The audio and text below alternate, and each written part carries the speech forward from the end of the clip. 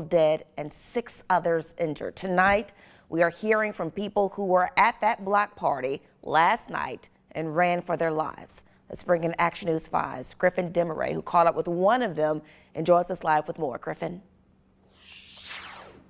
Hey Kelly, you could see it and hear it in that video. Gunshots flying, people just running for their lives. It really was just a tragic scene yesterday in Orange Mound. Now, originally, Memphis police said that there were 16 people injured in the shooting. Now, they have come out with a correction and saying that it was 8 people total that were injured, with 2 victims dying from their injuries. Now, we spoke with one woman today who was there when everything broke out. She said there were people doing donuts on what looked like a basketball court, and then they started raising their guns in the air and opening fire.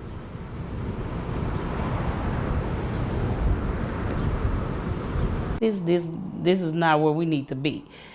So, and it's like, you know, as soon as we was about to pass the park, like as soon as I could get it out of my mouth good, shots just start ringing out. And I would just, like I said, I hit the gas to get away from that. Shauna Gilliard says the scene was just flat out unbelievable. She said she counted up to 70 shots fired. Now again, just to reiterate, 8 people shot, 2 of them dying from their injuries. The other 6 Memphis police said are now stable. Last night they did say that there were 2 people of interest in this case. We have not heard anything new on the investigation. As soon as we do, we will let you guys know immediately on air and online at actionnews5.com. In the medical district, Griffin Demaray, Action News 5. All right, Griffin, thank you. A Memphis interim police chief C.J. Davis released a statement today in response to last night's shooting. She said, in part, we have been in constant contact with our local, state, and federal partners, and have called on all available resources which are currently being deployed to our community. We thank them for their assistance and resources in helping us bring those responsible for these senseless acts of violence to justice. We are working to increase the reward for this incident, given its nature and severity. Anyone with information about this incident should call Crime Stoppers 901-528-CASH. We're also hearing from the mayor of Memphis, Paul Young, who released this statement saying, this morning we are one community united by grief. We are all Orange Mound this morning. There are no words that can adequately express the pain we are all feeling over this recent act of senseless violence, where guns were brazenly brought to a park filled with young people, families, and children.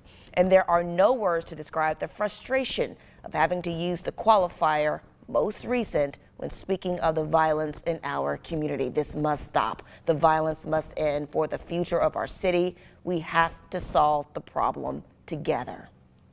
Well, in the hours following the shooting in Orange Mound, many community organizations are on the ground trying to calm tensions across the city. I sat down with the executive director of HEAL 901, Kadrell Cowan, this afternoon, who said violence like this is becoming more prominent due to one large looming issue.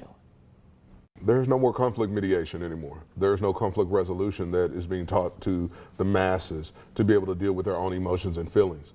And when you have guns readily available in all of our communities, every argument now turns into a gunfight.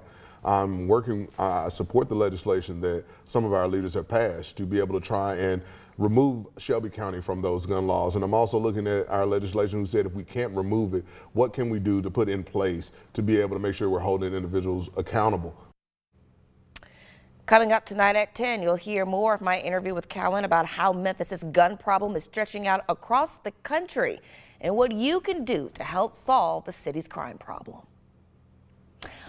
A sea of blue to honor Officer Joseph McKinney is set for tonight. The procession starts at 7:45 p.m. outside the Southland Mall in Whitehaven. His visitation is Monday, April 22nd at 11 o'clock at Hope Church off Walnut Grove, and the funeral will follow starting at 1:30. As you know, Officer McKinney was killed in a shootout in Whitehaven just over a week ago. He leaves behind a young daughter and fiance. We will bring you the latest updates tonight. All new tonight, Arkansas State Police has found a man accused of shooting and killing a teenager outside of a high school prom at an after party. According to authorities, 19-year-old Dontarius Stevens is being charged with first-degree murder and possession of a firearm by certain persons. According to the Phillips County Sheriff's Office, Stevens allegedly shot and killed 18-year-old Lorenzo Harrison III outside an after party for the Helena West Helena Central High School around 1 in the morning. No word on when he is due to appear in court. And sticking in Arkansas, the Blythefield Police Department investigating a shooting there that left one man injured. According to police, officers arrived around 1:20 in the morning at the 100 block of South Division Street. The man was eventually transferred to Regional 1 here in Memphis. Police say this is an ongoing investigation, but if you have any information, call the Blythefield Police Department at 870-763-4411.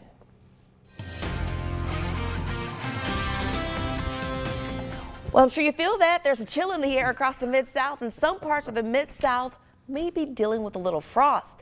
In April, Ron? Yeah, check this out, Kelly. National Weather Service this afternoon issuing a frost advisory for parts of West Tennessee. This is for Crockett, Haywood, Fayette, Hardeman, and McNairy counties, and northeastern Mississippi from Marshall County east and south to Lafayette County.